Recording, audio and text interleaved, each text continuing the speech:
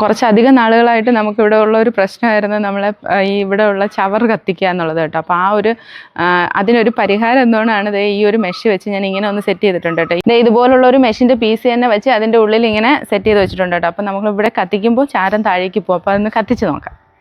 അപ്പോൾ ഞാൻ പേപ്പറൊക്കെ ഇട്ടിട്ടുണ്ട്. അതുപോലെ തന്നെ ഇന്ന് ചവർ കുറവായിരുന്നു കേട്ടോ. അപ്പോൾ കുറച്ച് പച്ച പില്ലകയാണ്, നന്നായിട്ട് കത്തുമെന്ന് അറിയില്ല കേട്ടോ. പക്ഷേ ഒന്ന് കത്തിച്ച് നോക്കാം. കുറച്ച് പേപ്പറും അതുപോലെ തന്നെ ബാക്കി നമ്മുടെ മുന്തിരി കട്ട് ചെയ്തതും അതുപോലെ നമ്മുടെ ഗാർഡനിലെ ഗ്രാസ് കട്ട് ചെയ്തതും ഒക്കെയാണ് വെച്ചിരിക്കുന്നത് കേട്ടോ. ഇതാകുമ്പോൾ കുറച്ച് സ്ഥലം മതി. കുറച്ച് സ്ഥലത്ത് നമുക്ക് കത്തി അത് ചാരം താഴേക്ക് വീണോളും. മറ്റേത് ഒരു സ്ഥലത്ത് നമ്മളിങ്ങനെ ചൂല് കൊണ്ട് അടിച്ച് കൂട്ടുവാണെങ്കിൽ തന്നെ അവിടെ കുറേ നാൾ കഴിയുമ്പോൾ ഇങ്ങനെ നിലത്തൂടെ ചാരമൊക്കെ ആയിട്ട് ഒരു വൃത്തികേടാവും. അത് ശരിക്കും കത്തിയും കിട്ടില്ല കേട്ടോ.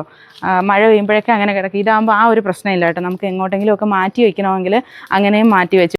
ചാരം ഇപ്പോൾ നിലത്തോട്ട് പോകുന്നുണ്ട് കേട്ടോ. നമുക്ക് കുറച്ച് സ്ഥലത്ത് വെച്ച് തന്നെ കത്തിക്കാം. അതുപോലെ തന്നെ ഇതിൻ്റെ ചാരം വേണമെങ്കിൽ നമുക്ക് പച്ചക്കറി കൃഷി ചെയ്യുമ്പോഴൊക്കെ ഉപയോഗിക്കാനായിട്ട് എടുക്കാം കേട്ടോ. നമ്മൾ പ്ലാസ്റ്റിക് ഒന്നും കത്തിക്കുന്നില്ല, അതുകൊണ്ട് തന്നെ ഇത് നമുക്ക് ഉപയോഗിക്കാനായിട്ട് എടുക്കാം കേട്ടോ. അങ്ങനെ ഭയങ്കര യൂസ്ഫുള്ളായിട്ട് എനിക്ക് തോന്നി കേട്ടോ. നമ്മൾ എന്തായാലും ഇന്നിപ്പോൾ ഞാൻ കൊണ്ടുവച്ചിട്ടേ ഉള്ളൂ. ഇനിയിപ്പോൾ ഇത് കുറച്ച് ദിവസം യൂസ് ചെയ്ത് കഴിയുമ്പോൾ നമുക്ക് അതിൻ്റെ പോരായ്മകളും നല്ലതും ഒക്കെ പറയാൻ കഴിയും.